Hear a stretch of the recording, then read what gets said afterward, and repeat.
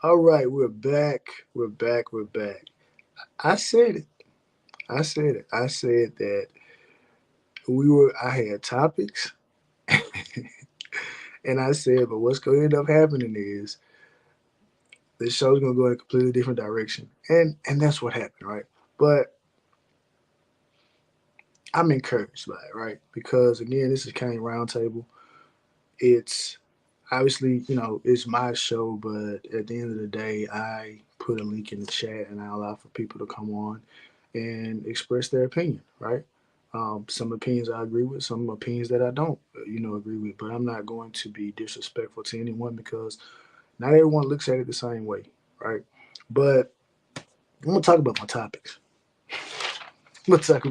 I wrote too much stuff down to not to talk about my topics now. If someone wants to come back and we got to talk about the topics on the next roundtable episode, be my guest. But I'm sure with spring practice starting this upcoming week, there will be a lot of speculation. I am ready. I'm honestly I'm happy because now is the time where the individuals who, and I said this right, this media is the only thing that I really honestly believe where they can tell you a bunch of BS 1 year. You find out that it's BS, and they can come back the very next year and say the same thing and reel you right back in, hook, line, and sinker. It's situations like this that I wish that I was closer to Coral Gables, where I actually had maybe some media credentials or someone, or I had someone on the inside that could, you know, tell me exactly what's really going on, right? So it's going to be a lot of fluff pieces. It's going to be a lot of things look good, but this is not the topic, right? But we're getting there, right? But anyway, the case for a fourth year, right? The case for a fourth year. So we had three guys, three actual Miami Hurricane recruits, and we had two guys that I just call them what it is, two paid mercenaries that came in. This particular year played well, so I'm not disparaging that in any regard. Played well, but we got three homegrown guys that decided to kick it at the crib, and their career is over in terms of being at the University of Miami, right? And a lot is being said about, well, they should have came back for a fourth year, improve the draft stock, right? And you hear that all the time, man. And it's like, what exactly are you improving, right? And this particular stuff is kind of hit or miss, right? So obviously, 247 is my preferred recruiting site that I go to in turn because obviously I'm on a message board over there. But like I said, I don't follow recruiting, but just for research purposes, they do a good job in my opinion, right? Of kind of doing these evaluations on guys, right? So like I said, I'm gonna go through Cam, we're gonna go through LT, we're gonna go through JW, but I'm gonna start with LT first, right? Now, the first thing that I heard when Leonard Taylor's name was brought up was generational, right? I heard best defensive tackle prospect in the last decade. A guy that does these guys do not come around very often. You know what I mean? And so the fact that he chose the Miami Hurricanes is huge. It's tremendous, right? Now, what's always interesting to me because, bro, it's just 3 years ago, man. The time flies. Time waits for no man. But I still remember. Shout out to Coach Hayes. Shout out to Holson. I still remember them looking at his highlight tape and saying that, look, pad level is not where it needs to be. He needs to play lower, right? He's already quick, but he's depending a lot on his athleticism, right? So if he can clean that up, he'll be the guy, right? Well, I'm not gonna say Andrew Ivins watched Wholesome and Coach Hayes. He may have or he may didn't, right? I'm not gonna say that that man is not capable of creating his own analysis and his own scouting report, right? But this is what, and I'm not going into great detail, but obviously 5-star player, number four overall player according to 247, right? Andrew Evans gave him a comparison of Sheldon Richardson, right? Now, some people may remember Sheldon Richardson. I remember Sheldon Richardson, played at the University of Missouri, coached by Coach Cool, which was obviously our defensive line coach when Mark Richt got here. I remember Sheldon Richardson had a humongous, I believe it was a fumble recovery. I think the guy went in excess of like 70 yards, like just over 300 some pounds, but just a athlete. Now, when you put it in that particular perspective, you see what Sheldon Richardson did at the University of Missouri. For Idens to give Leonard Taylor that type of comparison, you can't do nothing but salute because that's lofty praise. But again, the strengths that LT displayed and showed, that to me that comparison wasn't very far off, right? Um, Stated that he should develop into an all conference player, right?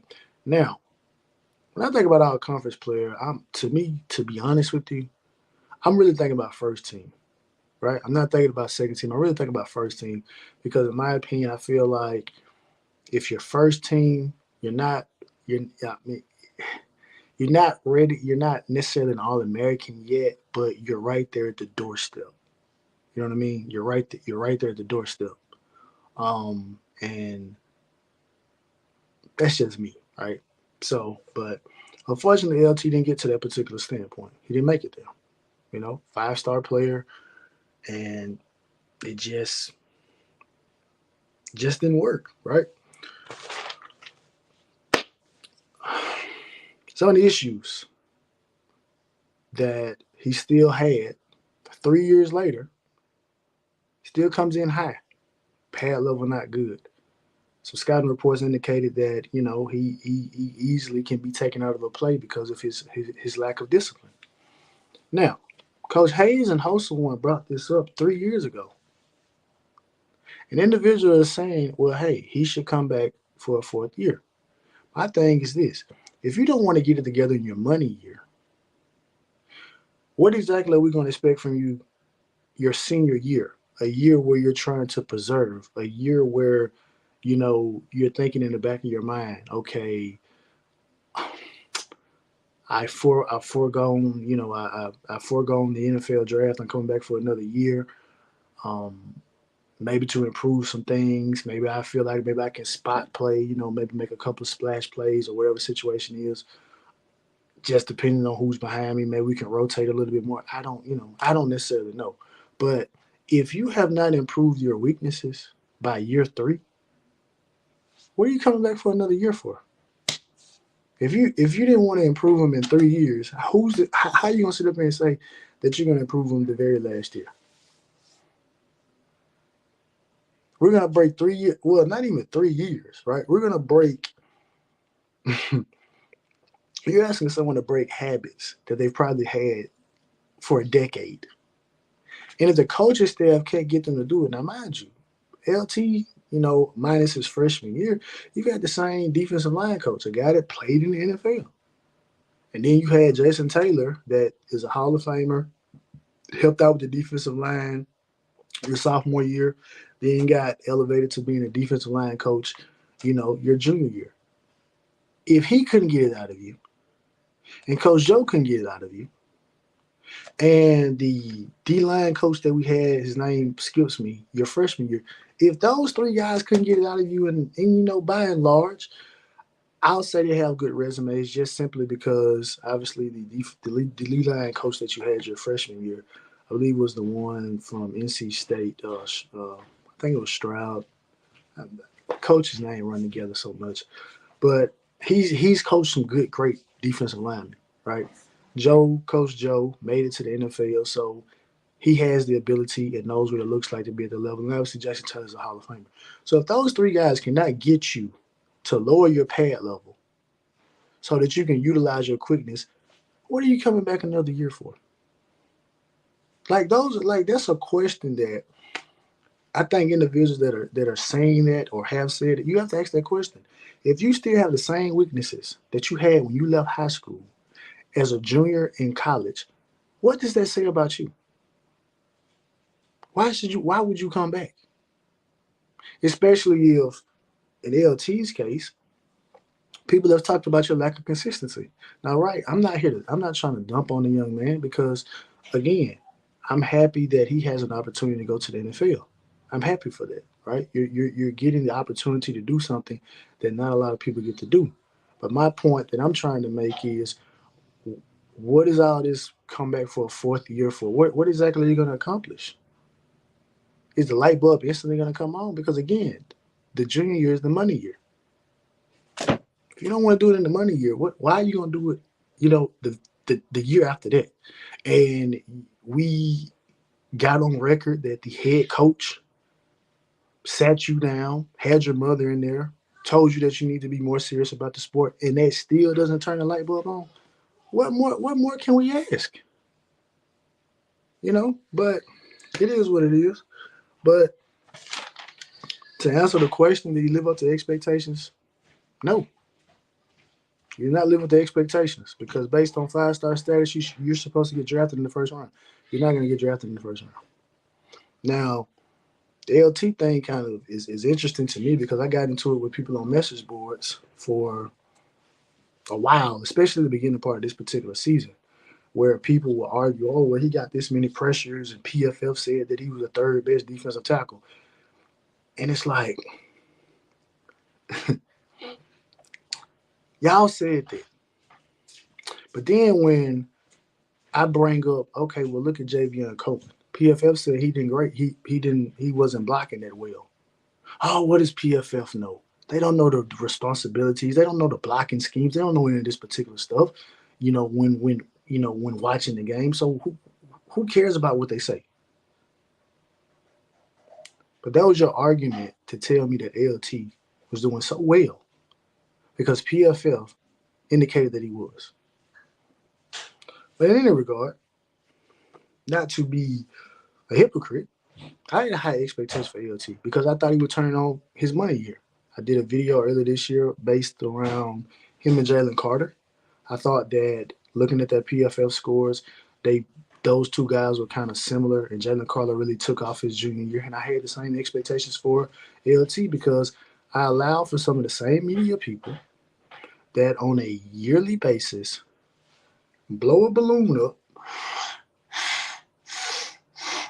blow the balloon up, got everybody jovial, and then someone comes through with the needle, pop, and everything that you said becomes foolish. And I say that because beginning of the year, it was okay. This is going to be a defense that's going to allow for LT to shine, right? The defense that what he played in Kevin Steele's defense, that wasn't his strength, right? This defense is going to let him shoot gaps, do all the good stuff that he does, right? So midway through this year, I hear that, oh, well, he's playing out of position. He can't do what he needs to do. But why did you lie and say he was going to do it? What changed? What changed from spring ball to the middle of the season? Who went down? There was a defensive tackle. Nobody. But people allow for him to get away with it. I'm not doing it this year, right? But anyway, let's move on to James Williams. Andrew Ivins compared him to Jeremy Chinn, right? Now, this is interesting.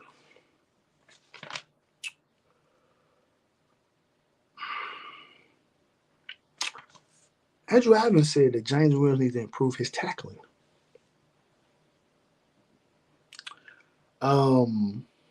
I can't remember the other guy's name, but his last name is Barton. He's also a recruiting analyst for 247. He gave him a comparison of Isaiah Simmons. Now, I remember that coming in, Isaiah Simmons. And I will always say, well, James Williams is not that fast. He's not that fast. And it's always funny, right, when people say, oh, well, we're not saying that he's that player. We're just saying, well, no. Because if you're going to compare him to somebody, give me someone that has the same speed, same all that stuff like that. Don't give me a freak athlete that runs 4.3. Isaiah Simmons is not the only player that has ever been used that way before. You could give me another example of a guy. But again, I understand some people don't watch as much college football as I do, so running off a list of names of guys that can fit in that particular mold of James Williams, I'm sure it's pretty hard to do, right? Because I know coming up into this particular year, some people were calling him, saying, oh, well, Kyle Hamilton. It's like, y'all just throwing names out. I just throwing names out. Did James Will live with the expectations? No. Why? You didn't become an all conference player. You're not going in the first round. But similar to LT, y'all played solid. Right? And I think similar to some of the other guys that were great coming into the University of Miami, I think that some people will talk about. I mean, we'll talk about guys, over a period of time, but more so, it's probably going to be along the same realm of maybe talking about like a Ray Armstrong or a Marcus Fortson, guys of that particular nature, where it's like, dang, everything was right there in front of you for you to capture the moment, and you simply didn't capture the moment. All right. So moving on to Cam Kitchens, and again, before I move to Cam, if James didn't improve his tackling, now obviously again, I know he got hurt, he had the labrum, had the labrum issue and everything like that. But by all accounts, he was healthy this year, right? He looked it. He looked a little bit better tackling this year. I will give him that, but it wasn't. It still wasn't. I didn't see enough of the Evan Stewart type of hits, right? Like the hit that he had on Evan Stewart, where he's in a rover position, he drives down really hard, pause, and he cleans Evan Stewart up. I didn't see too many of those type of hits this particular year, right? And I didn't necessarily see a guy that looked to be very rangy, in coverage. And I see that he's transitioned into linebacker, right? Which I think is a position that many people said he should have done. And quite possibly, maybe if he had done that sooner, maybe we're looking at James Williams in a completely different light, right?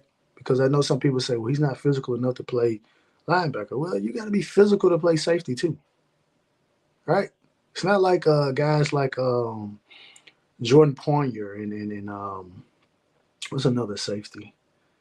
Um, like a Derwin James. Like these dudes are not coming and slinging you to the ground. No, they're making contact. They're putting you on the ground. So I'm not going to necessarily say that a safety is as physical as a linebacker. I'd be foolish to say that, but they're not finesse guys, right? You're not just going to come up and just throw a shoulder. You know what I mean? You have to, drive. And when James would form tackle, he looked good. He just, similar to LT, wasn't doing it at a consistent enough pace. And so again, I asked the question, why are you asking someone to come back for a fourth year and they have not improved on issues that they've had since high school? And one of the things that Andrew Ivins did right in his write up was that he could bulk up and potentially play linebacker, right? The combine, they were saying he was 6'5", but the combine said, well, no, he's a little bit over 6'4". So still freaky to an extent, but maybe not as freaky uh, as we envision, right? But again, two of the biggest recruits that we've gotten in 20 years, and I don't think either one of them really impacted the win-loss column the way that we thought that they would, right? So now we get to Cam Kitchens, the curious case of Cam Kitchens, right? You have a guy that steps in as a true freshman along with James Williams when Gervin Hall and Bubba Bolden were asked not to play anymore. Played admirably, right?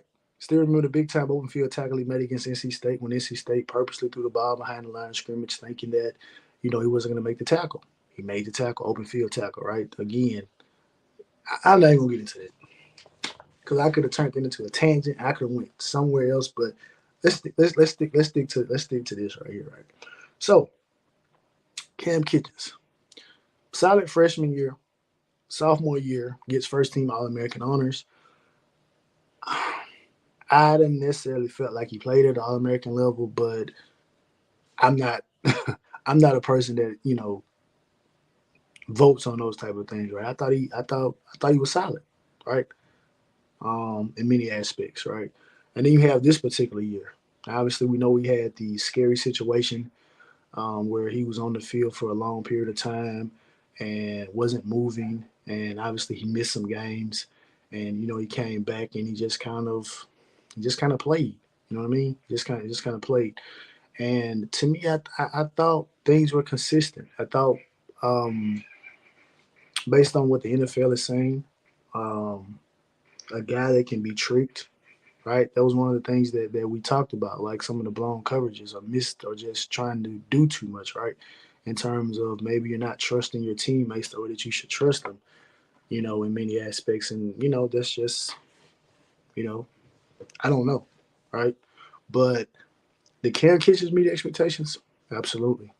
Because he wasn't expected to be this good. Or he wasn't expected to get those type of honors.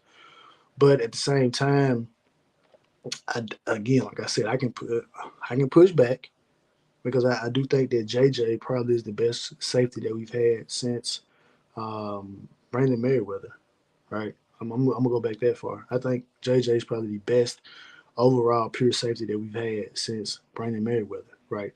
And he didn't get All American honors, and I thought that he should have when you look at the 2 years of work that he put in. But I'm not just gonna necessarily compare him to JJ. But this is what I will say, right? This is what's interesting when you kind of start doing some research about this stuff, right? Because when you think about JJ, you think about a guy that's what 5'8", 5'7", something like that. JJ's official weight or height at the combine was 5'10". That was kind of shocking to me. Cam Kitchens was listed as 6 foot. Cam Kitchens' height was like 5'11". So it's an inch, right? Not that big of a deal unless let's say that for the locker room, right? Inch not that big deal in terms of height. 40 times. Cam Kitchens 4'6'5", JJ 4'6'9". All right. Um, Andrew Evans compared Cam Kitchens to James Wiggins, right? Played at Louisville, right? So this is what he said about Cam Kitchens: foot speeds, foot speed, right? Not that fast, and obviously that's by the 40, but did say that he had a high IQ, right? Stated that he could develop into a starter for a top 25 program. Now, based on that,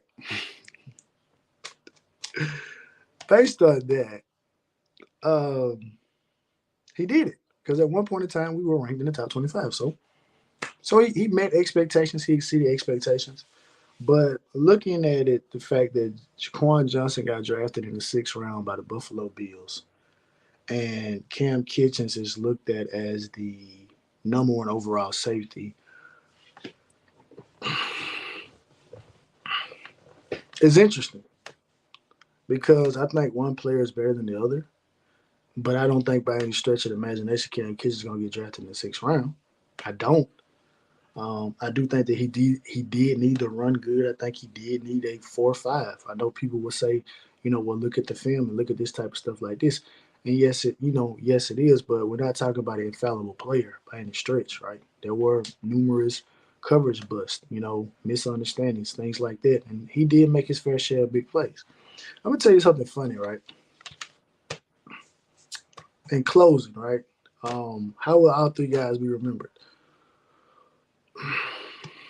Depending on who you are, some people are going to remember them as being Manny players and guys that set a culture that was not beneficial and happy to see them gone, right? To some guys. Other guys like myself are happy that they chose the University of Miami when they could have went anywhere else in the country, right? And just because they didn't play or accomplish as much as we wanted them to accomplish, it's okay. They're not the first, they won't be the last, right? I'm sure there's going to be some guys that have been recruited in these last 2 to 3 cycles that are going to be the exact same way. And we're going to be sitting here 2 to 3 years from now, sitting here wondering what exactly happened. And the answer is right here in some of these scouting reports. You can look at these and they will tell you, okay, this is what such and such needs to improve on. And so if they haven't improved on it in year two, then more than likely they're not going to meet expectations, right? But it is what it is. But PFF, right? I was interested, right? Because going into the junior year, James Williams and Cam Kitchens were both credited as being the best or the top coverage safeties, right, in the country. And so people bragged about that, right? And obviously people got this, I'm not even gonna say love and hate relationship. They use PFF when it's beneficial and they crap on PFF when it's not beneficial. But this is crazy to me, right? So I go to PFF. So I go to Cam Kitchen's sophomore year. And so I see a grade of an 82.4 in coverage. So I'm like, okay, what game is that? I go over and it's Middle Tennessee. And I said, how can they give him an 82.4 coverage grade in a game in which he got pulled out of the game and sat on the bench?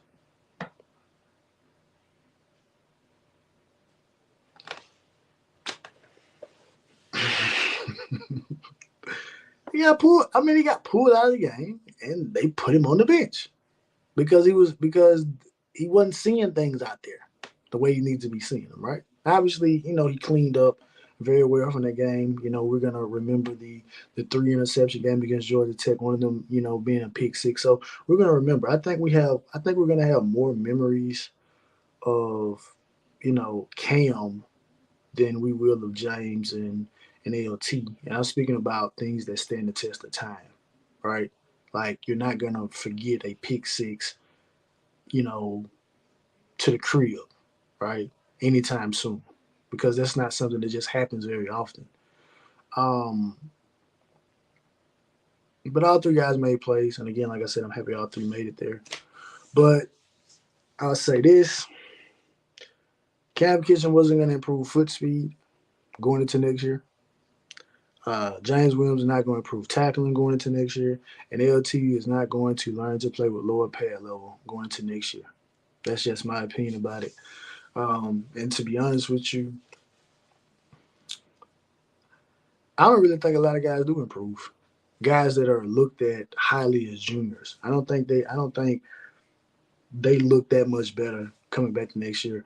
And to me, I think in many instances, they probably look the exact same or maybe slightly worse. Right? I don't think it's very many that just are at this level of junior year and then a senior they take it up to another notch. Because I think you may come back and you still may not play the way that you want to play because you're thinking about it in the back of your mind, right? So with that being said, man, I'm out of here. Stay tuned to the next two videos, right? I'm gonna be talking about are the Miami Hurricanes as talented as we have said that they have been, and which team are you picking? 2018, 2021, or 2024? This is gonna be an interesting video. Also, man, check out my guy Chuck and Chubsy. Guy's grinding, man. He grinding, right? Doing a lot of shows, talking about a lot of things. Me and him gonna have a little wager on the upcoming season. We picking three teams this year, and we're going by overall records, right? So obviously, my three teams this year are gonna be Miami, Wisconsin, and Syracuse. And he hasn't told me what his third team is gonna be, right? But I think he's going. One team is gonna be Texas, Colorado, and I don't know what his third team is gonna be. So that's gonna be interesting. So again, check us out on Saturdays, 5:30 Central Standard Time, and check out my guy South Coast Kane, right? Check him out. He's doing a very, very great, series Rise of the Fall, which I'm going to be speaking on in terms of something I have to talk about in one of these next videos. But anyway, man, like, share, subscribe, and comment. As always, it's always about PFF. I mean, about the U.